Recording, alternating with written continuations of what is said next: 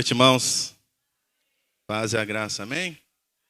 Louvado seja o nome do Senhor. É motivo de alegria ter a oportunidade de estar aqui com vocês mais uma vez para compartilhar a palavra do Senhor. Eu creio que o Senhor tem grandes coisas para nós hoje. Você crê nisso? Amém? Diga comigo, o Senhor é bom em todo o tempo. Diga, o Senhor é bom em todo o tempo. Aleluia. Pai, em nome de Jesus, nós te damos graças, Senhor, nessa noite. Obrigado, Deus, pela oportunidade de estarmos aqui, Senhor, mais uma vez na Tua presença. Deus, para ter, Deus, o privilégio de compartilhar a Tua palavra. Que o Teu Espírito Santo, Deus, tenha liberdade no nosso meio. Que Ele venha falar, Deus, segundo, Deus, a Sua soberana vontade. Em nome de Jesus, ó Pai. Que Ele venha, Deus, adentrar em nossos corações nessa noite. Deus, destrava, Senhor, todo o impedimento, ó Deus, na vida dos Teus filhos agora. Derruba, Senhor, todas as barreiras nesse momento. Em nome de Jesus, nós, Deus, oramos para que caiam, Deus, as escamas dos olhos. Ó Deus, e que saiam os tapões dos ouvidos agora. Em nome de Jesus, Pai. Nós repreendemos toda a tentativa do maligno, ó Deus, de impedir que a semente seja lançada no solo desses corações. Em nome de Jesus. Que o Teu Espírito Santo, ó Deus, Ele tenha primazia do nosso meio. A glória do Teu nome, ó Pai, é o que nós te pedimos e agradecemos. Amém. Graças a Deus. Aleluia. George Finney, certa vez ele disse que a maior necessidade da igreja é o poder do alto. Diga comigo, poder do alto. O poder do alto. O poder do alto, querido, é algo que a igreja ela necessita, ela precisa. Os tempos que nós estamos vivendo hoje são tempos que antecedem a volta do Senhor Jesus Cristo. A igreja ela precisa se fortalecer cada vez mais e ser cheia do poder do alto. Ele é necessário na nossa vida. O Espírito Santo ele tem que ter primazia dentro de nós. Na nossa vida como cristão, na nossa vida ministerial, o Espírito Santo ele tem que fazer parte da nossa vida constantemente. E hoje eu gostaria de compartilhar um pouco da palavra do Senhor no texto de Ezequiel, capítulo 37. Ezequiel, capítulo 37. Aleluia. Ezequiel, capítulo 37. Nós vamos ver aqui um texto muito interessante. Que se nós fôssemos para colocar aqui um tema, um título para essa mensagem, seria Avivamento no meio do vale. Aleluia. Avivamento no meio do vale.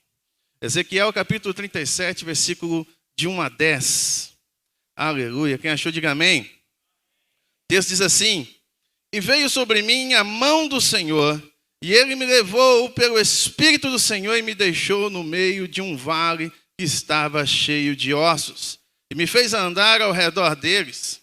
Eram muito numerosos na superfície do vale e estavam sequíssimos.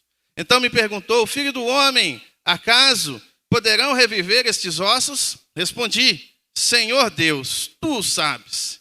Disse-me Ele: Profetiza a estes ossos e dize-lhes: ossos secos, ouvi a palavra do Senhor.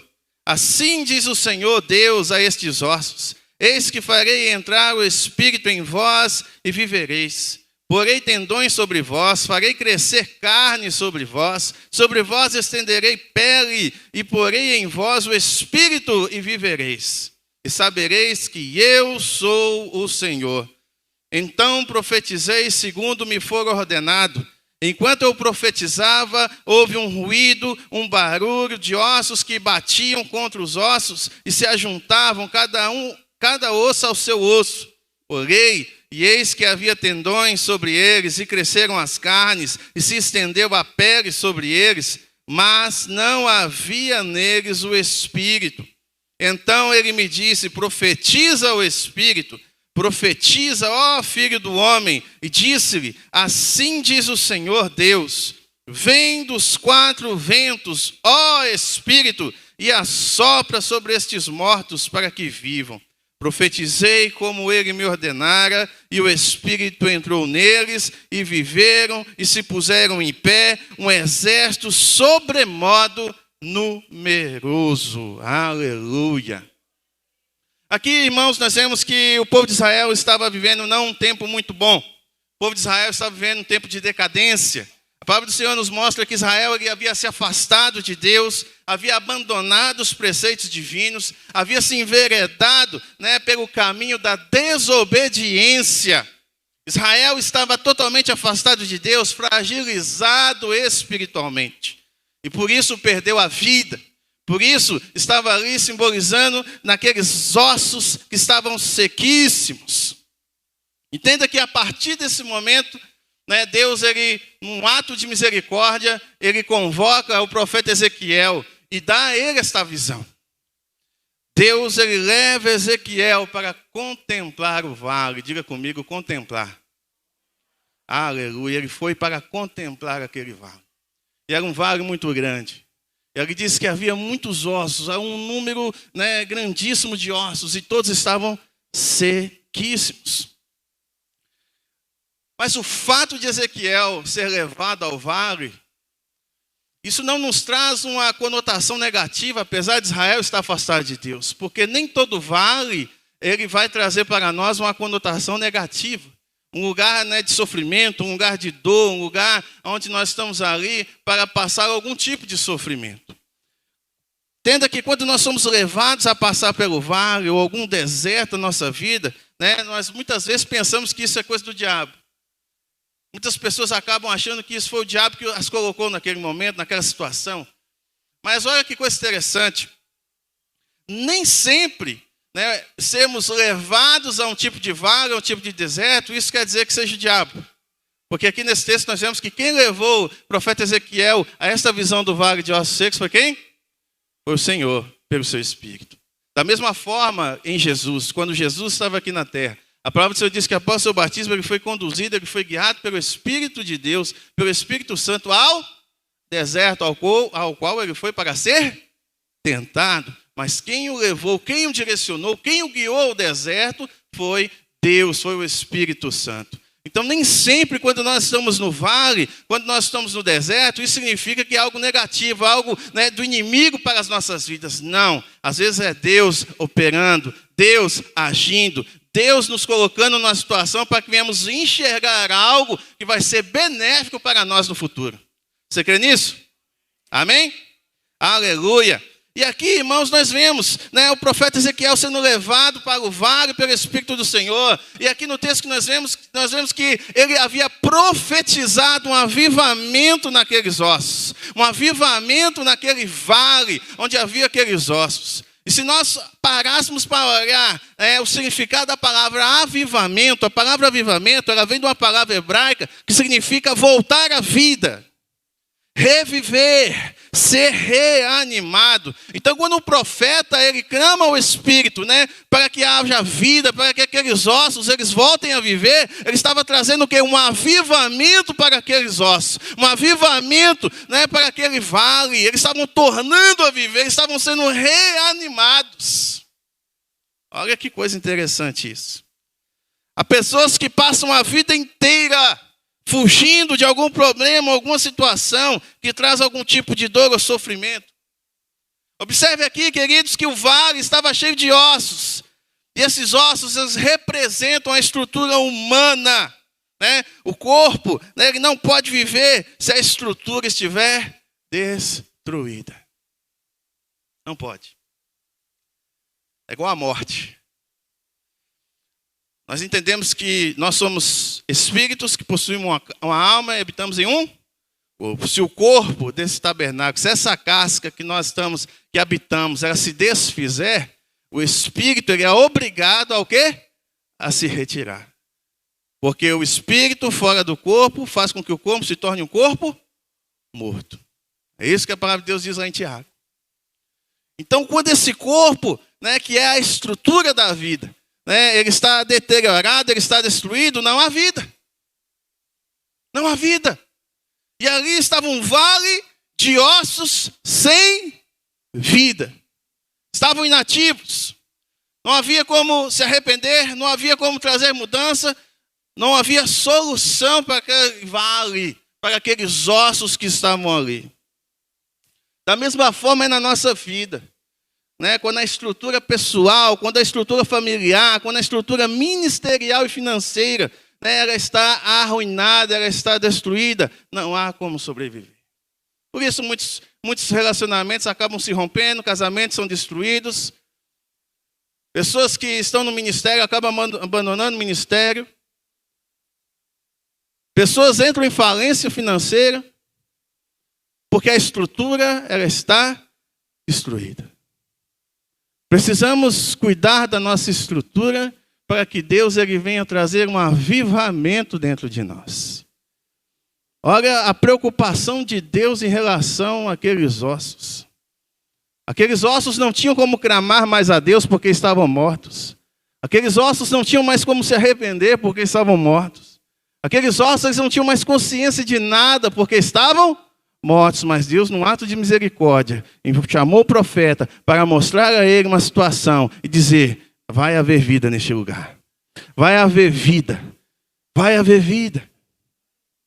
Quando Ezequiel começou a andar dentro do vale, ou seja, a conhecer o problema, ele chegou aqui duas coisas. Primeiro, ele viu a dimensão da crise.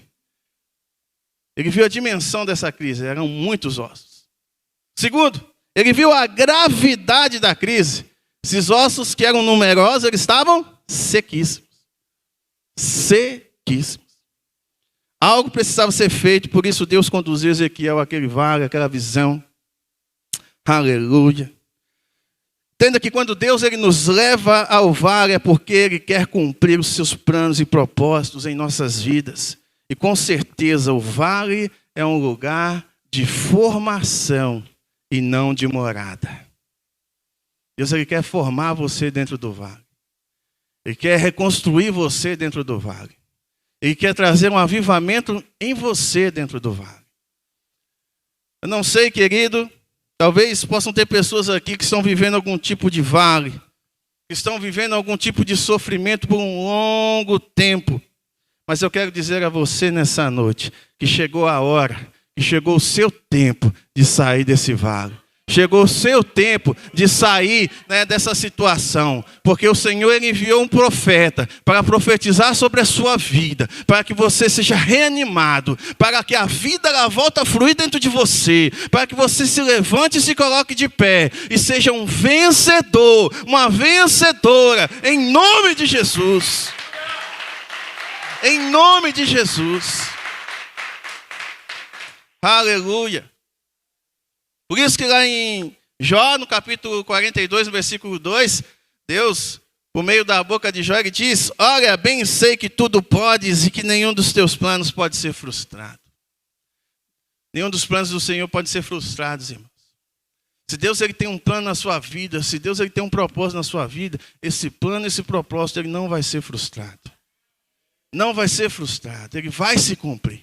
Independente do tempo que levar. Às vezes nós queremos, né, estamos numa geração hoje que nós chamamos de geração miojo. Tudo tem que ser rápido, as coisas têm que ser para ontem. Queremos viver a 520 por hora. Mas entenda que até no trânsito, se você vai 520 por hora, a probabilidade de você se acidentar, de uma tragédia acontecer, é muito maior do que você for 80, sim ou não? Deus está te chamando para você correr uma carreira de fato. Mas essa corrida, ela é espiritual, ela não é física. Ela não é física. E às vezes nós queremos acelerar o processo que muitas vezes achamos que é Deus operando e nem sempre é Deus operando, porque o tempo de Deus é diferente de nós. O nosso tempo é o tempo que nós chamamos de Cronos, mas o tempo de Deus é o tempo Kairos. É lá que Ele habita, é lá que Ele está, é lá que Ele vê, visualiza a nossa vida do passado, presente e futuro. É lá. E às vezes, queridos, nós queremos correr demais e esquecemos Deus para trás. Certa vez, né, o Senhor, em oração, quando o reverendo Kenneth Hagin estava orando em sua igreja, o Senhor falou com ele e diz: olha, eu prefiro que você seja lento demais a seguir a minha vontade, do que ser rápido demais a seguir a minha vontade, porque quando você é rápido demais, você corre demais e pula na minha frente e aí não consegue mais me ver. Mas se você for lento demais para seguir a minha vontade, você ainda me terá à sua frente. Temos que ter o Senhor sempre à nossa frente, porque se nós pularmos na frente de Deus e queremos avançar e deixando Deus para trás, o que vai acontecer? A estrutura ela vai se romper. Os problemas, eles vão surgir. E isso é o que Deus não quer para mim, não quer para você, porque os pensamentos de Deus para mim e para você são pensamentos de paz e não de mal. Diga comigo, pensamentos de paz. Por isso, diante desse vale, havia uma situação, havia um problema, havia uma crise. E essa crise, esse problema, ele precisava ser resolvido. E Deus aqui, por meio do profeta, ele nos traz alguns princípios, né, nessa passagem, para que os problemas eles possam ser resolvidos na nossa vida. E o primeiro princípio que nós vemos aqui é que a visão ela não é para você ficar prostrado, mas para você andar e se movimentar. Versículo 2 aqui, Ezequiel 37. E me fez andar ao redor dele. Deus ele não quer que você fique prostrado, né, diante das circunstâncias, diante do vale. Não, Ele quer que você se levante, se coloque de pé. Ele quer que você caminhe, não que corra, mas que você caminhe, que você ande em meio às dificuldades, em meio aos momentos difíceis. Que a palavra de Deus nos ensina que o cair é do, mas o levantar é de Deus. Deus ele não quer que você fique caído e prostrado. Deus quer que você fique de pé. De pé. E às vezes, queridos, existem tantas situações na nossa vida que nos prostram, que nos trazem para baixo, que nos deixam, né, que nos inferiorizam, e você começa, né, a se sentir o pior dos piores, a ralé da ralé. Mas eu quero dizer a você, Deus está te chamando nessa noite para ficar de pé. De pé.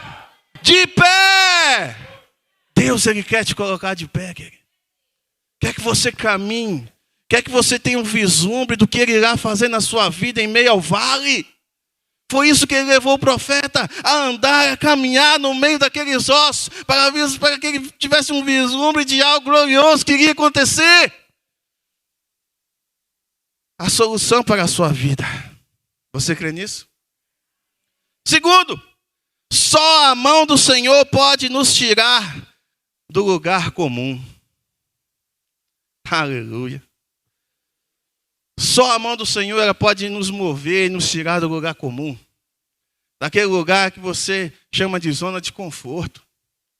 Ninguém pode tirar você daquele lugar, a não ser Deus. Deus é o único que pode tirar você desse lugar.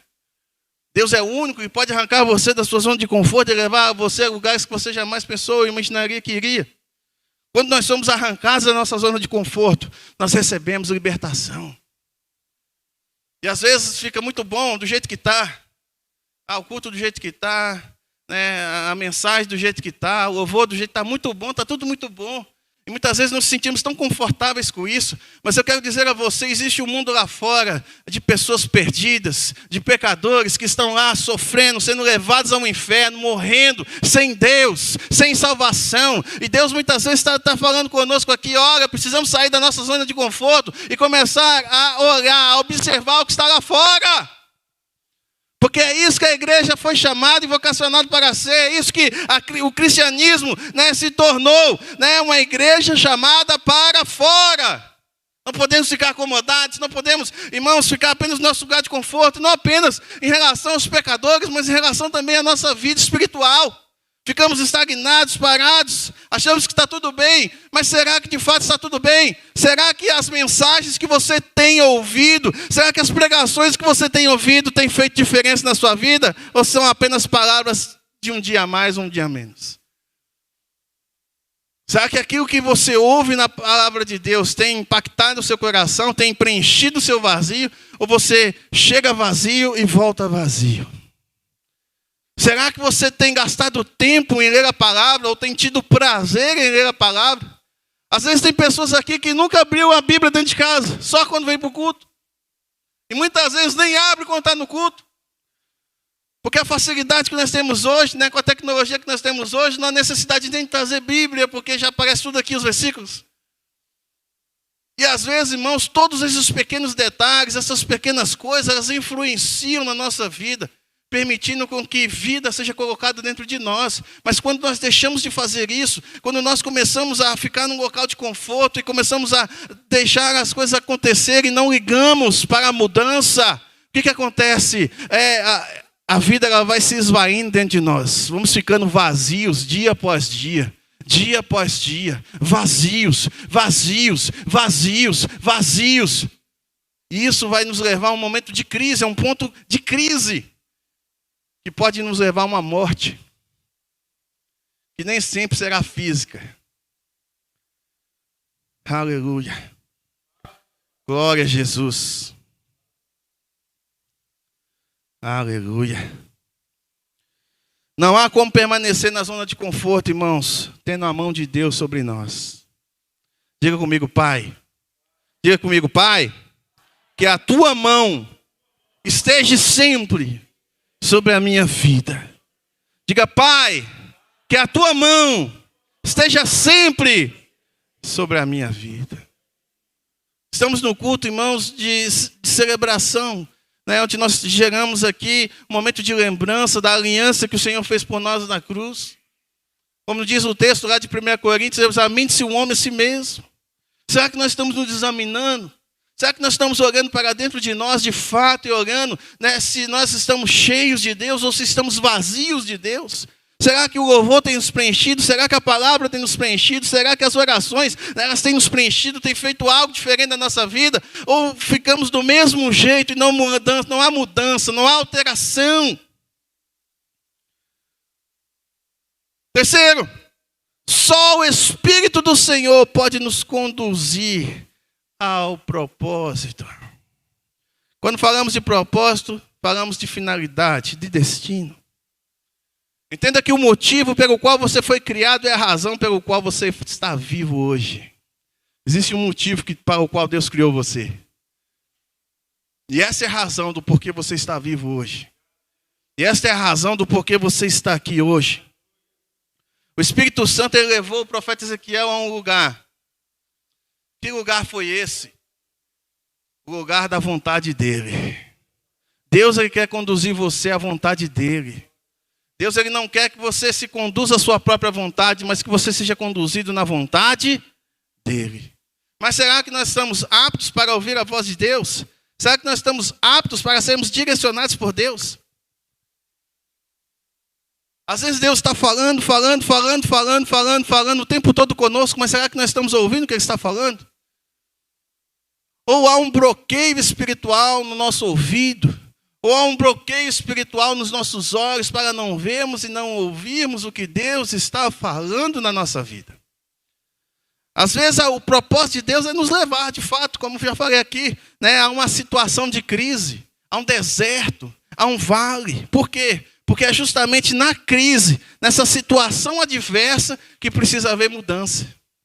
E Deus levou o profeta ao vale de ossos secos, mostrando a ele que precisa haver uma mudança. Ele diz, olha, poderão viver esses ossos? A crise, quando ela é gerada, e quando nós somos colocados dentro dessa crise, nós precisamos enxergar dentro lá que existe um propósito, e esse propósito é um propósito de mudança. Muitas vezes existem coisas que acontecem na nossa vida que está tudo errado. Parece que é a sexta-feira 13, né? Que é o dia de estar tudo errado. Parece que o negócio deu tudo para trás. Aquilo que era para ser não foi, o que não era para ser foi, e deu tudo errado, e eu tive prejuízo aqui, prejuízo ali. E aí a gente começa até falando, meu Deus, porque até eu levantei da cama hoje, está dando tudo errado. Mas será que esse tudo errado de fato é porque tinha que dar tudo errado, ou porque Deus estava nos mostrando, nos levando a um lugar onde estava dando tudo errado, para nos mostrar que precisaria haver uma mudança?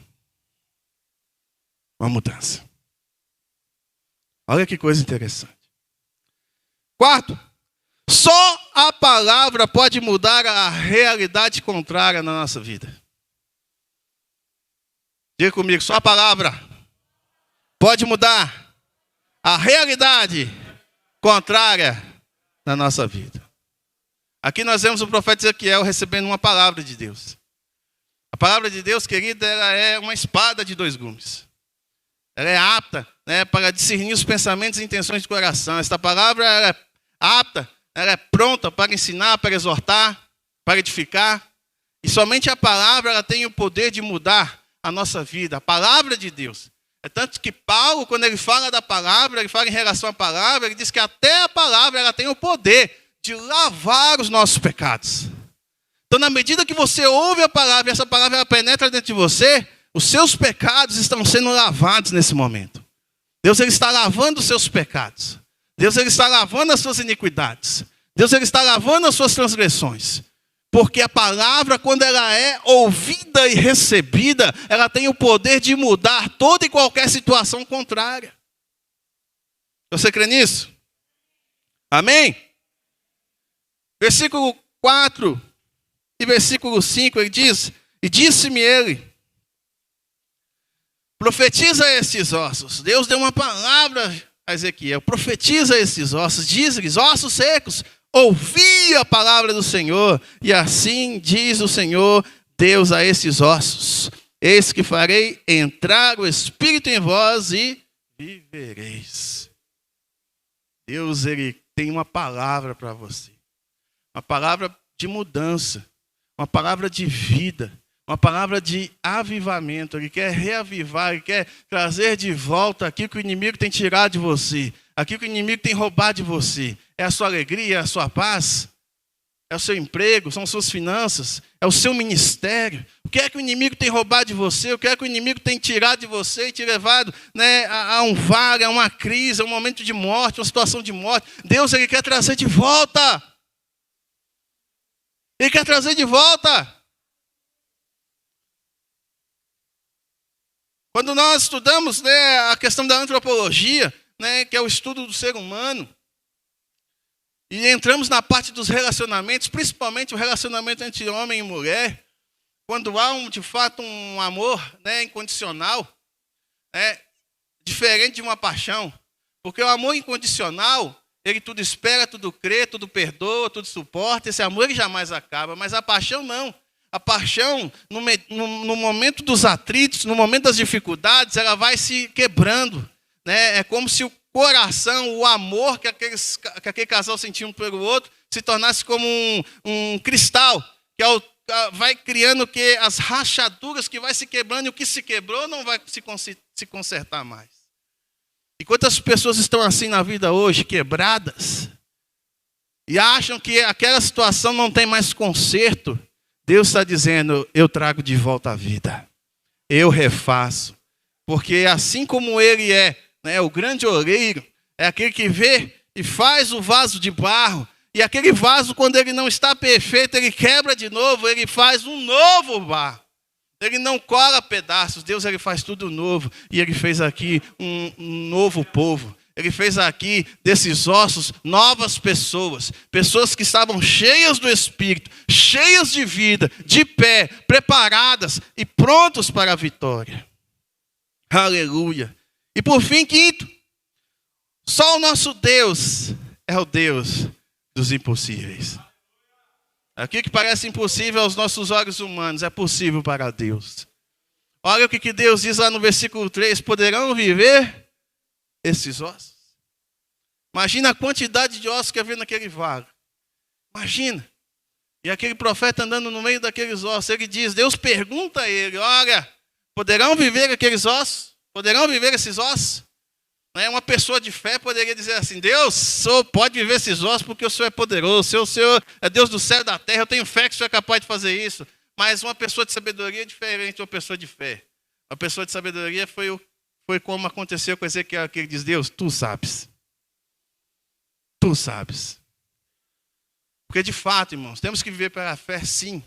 Mas o fato de vivermos pela fé e termos fé para exercer na nossa vida, não quer dizer que nem sempre a fé que exercemos vai estar alinhada de acordo com a vontade de Deus.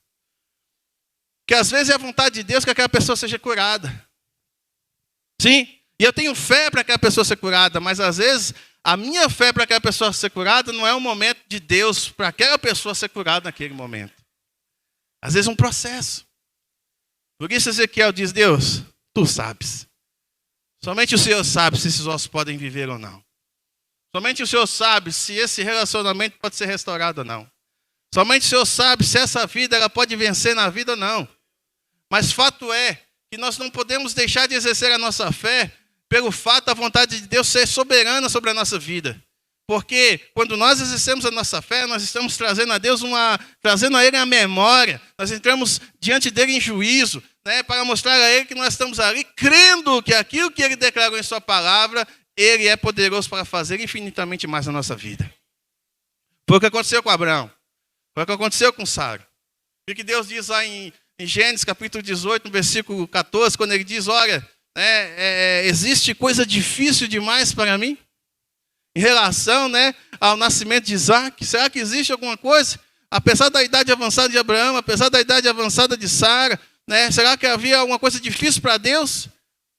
Não há nada difícil para Deus. Deus é o Deus do impossível. Você crê nisso? E aqui, irmãos, é que está o segredo da nossa vitória. Diante de tudo isso que nós falamos aqui. Nós vemos aqui que o segredo está na audição. Diga comigo, na audição. Na audição. Porque, irmãos, a palavra de Deus diz que a fé ela vem pelo ouvir. O ponto forte, né, do cristianismo é em relação à nossa audição. A Bíblia fala muito de ouvir também.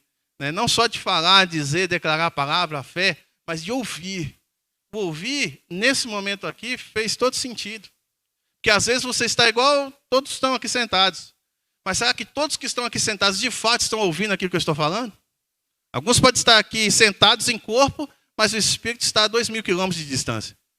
A pessoa pode estar sentada em corpo aqui, mas está pensando no trabalho, na família, no filme, na novela que vai terminar de assistir, na comida que vai comer, na onde vai lanchar depois daqui. E aí não está prestando absolutamente nada, né, atenção daquilo que está sendo falado aqui. E por isso o poder ele não se manifesta, por isso a ação de Deus não vem, e a pessoa fica frustrada dizendo, aquele culto não foi bom. E às vezes fala, mas ali, aquela igreja, isso e aquilo.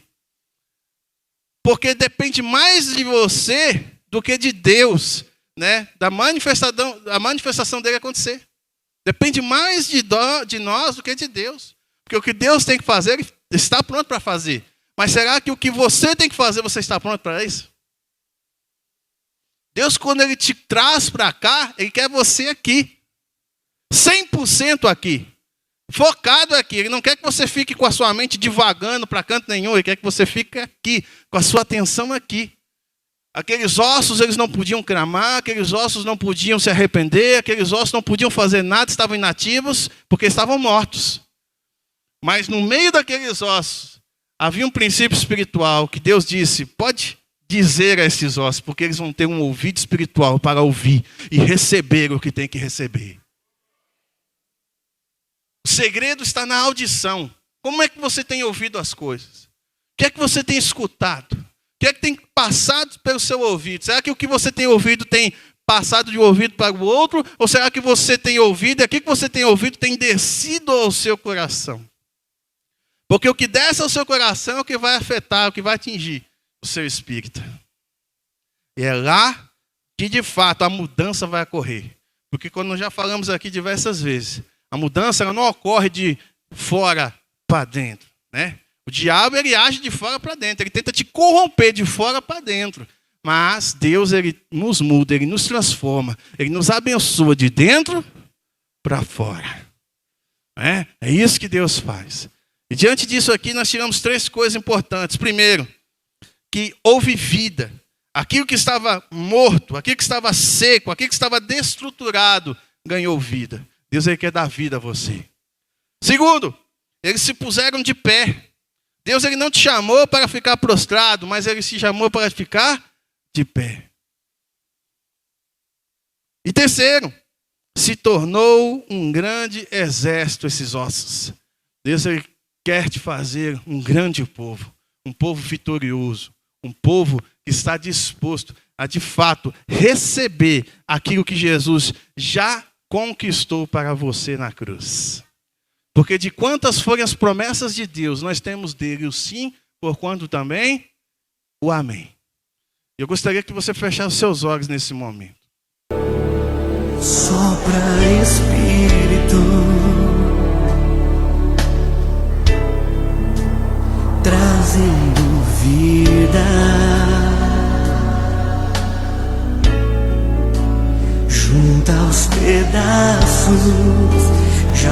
possuído.